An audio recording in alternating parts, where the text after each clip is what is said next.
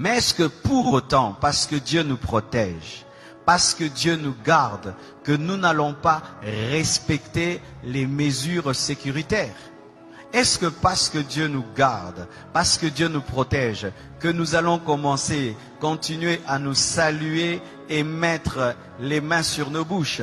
Est-ce que parce que Dieu nous protège, que quelqu'un va tousser à côté de moi et je vais lui dire tousse encore? Est-ce que parce que Dieu nous protège, que quelqu'un sera enrhumé à côté de moi et plein de fièvre, que je veux lui dire ça ne fait rien? Non. L'équilibre. Je n'ai pas peur de la mort. Je n'ai pas peur de la maladie, mais je ne dois pas tenter Dieu. La Bible dit que vous boirez des breuvages mortels et vous ne mourrez point. Mais est-ce que pour autant tu vas prendre le poison? Si par mes gardes on t'empoisonne, Dieu te protège. Mais si tu sais que le plat est empoisonné, tu ne le prends pas. C'est pourquoi nous devons, malgré que nous sommes des chrétiens, respecter les mesures sécuritaires. On ne se salue plus avec les mains. Amen. Nous devons, malgré que nous sommes des chrétiens et que nous n'avons pas peur, nous ne devons pas tenter Dieu. Amen. Nous devons. Alors nous ne devons pas nous moquer de ces églises. Nous entendons en Europe, elles ont fermé. Ah, le pasteur n'a pas la foi. Le pasteur n'a pas la foi. Le pasteur n'a pas la foi. En Europe, il y a des gens qui ont été contaminés à l'église. Il y a des prédicateurs qui ont été contaminés. Il y a des familles de pasteurs qui étaient contaminées. Ce n'est pas parce que tu es chrétien que tu es fou. Amen. Ce n'est pas parce que tu es chrétien que tu sais qu'à l'école il y a des enfants malades. Toi aussi tu envoies tes enfants. Ce n'est pas parce que tu es chrétien que tu es médecin que tu ne vas pas porter le cache-nez. Ce n'est pas parce que tu es chrétien que tu ne vas pas laver les mains. Ce n'est pas parce que tu es chrétien que tu ne vas pas veiller sur ta santé. Sinon il ne faut pas manger. Dieu va te nourrir. Il ne faut pas te laver. Dieu va te laver. Amen. Alors mes frères, ne tombons pas dans la folie, ayons la foi. Amen. Même Jésus, quand on voulait le tuer avant le temps, il fuyait.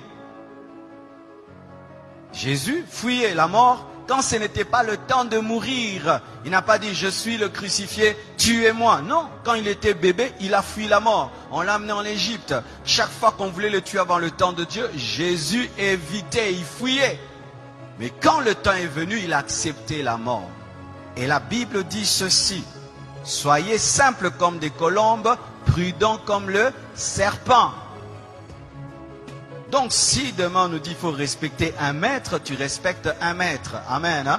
Si demain on dit, eh bien maintenant il y a des millions de personnes, même au Congo, les églises ferment, on ferme.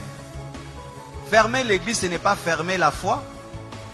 Fermer un bâtiment, ce n'est pas fermer l'église, parce que l'église n'est pas un bâtiment. Je vais venir là, amen, parce qu'il y a des gens qui au nom de la foi, ils vont aller tenter Dieu et Dieu va leur prouver ce verset de Matthieu 4, versets 5 à 7. La Bible dit dans Matthieu 4, versets 5 à 7, le diable transporta Jésus dans la ville sainte, le plaça sur le haut du temple et lui dit, si tu es le Fils de Dieu, jette-toi en bas. Mets-toi en danger. Si tu es le Fils de Dieu, jette-toi en bas. Mets-toi en danger. Dieu te protège. Car il est écrit, il donnera des ordres à ses anges à ton sujet. Et ils te porteront sur les mains. Il lui présente une promesse de protection.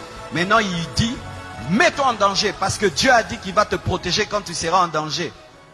De peur que ton pied ne heurte contre une pierre. Jésus lui a dit quoi? Tu as raison. Je vais te prouver que je suis Fils de Dieu. Je vais me jeter et les anges vont venir. Il a fait ça. Il a dit quoi? Tu ne tenteras pas le Seigneur ton Dieu. C'est dire quoi? Tu n'obligeras pas Dieu à agir. On n'oblige pas Dieu à agir même s'il a promis. Dieu, tu as dit que 1000 tombent à ma droite, 1000 à ma gauche. Tu vois 50 personnes en train de tousser là-bas, à d'éternuer. Tu viens là-bas, robo-bo-bo-bo. Aux Covid-40. Amen.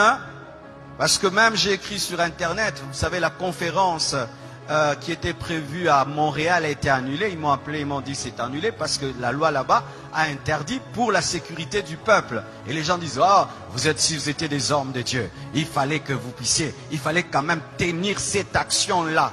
Même si tu la tiens, mais les gens ne vont pas venir. Et même s'ils viennent, ici ils viennent, et alors tu vas mettre en danger la vie des gens pour prouver que toi tu as la foi. Prends tes propres enfants, fais-leur ça. Moi, je ne suis pas un fou, je suis un homme de foi. Il y a une différence entre folie et foi. Amen. Hein? Alors, mes frères et sœurs, Jésus ne s'est pas jeté parce que Dieu a dit qu'il allait le protéger. Mais si on le poussait, Dieu allait le protéger. Mais là, on ne l'a pas poussé. C'est-à-dire, tu te retrouves dans un endroit et tu as mis toutes les mesures, mais tu touches sur un poignet. Et il y avait quelqu'un qui a laissé là le Covid. Toi, tu touches, tu ne savais pas. Et puis tu mets là, Dieu te garde. Mais si Dieu te dit, attention, le poignet est sale, prends vraiment l'alcool, lave. N'aimez pas le sang de Jésus, lave. Le sang de Jésus agit quand tu ne sais pas. Mais quand tu sais, utilise l'intelligence et la connaissance.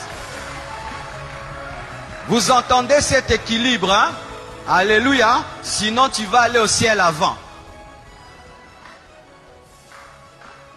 Amen.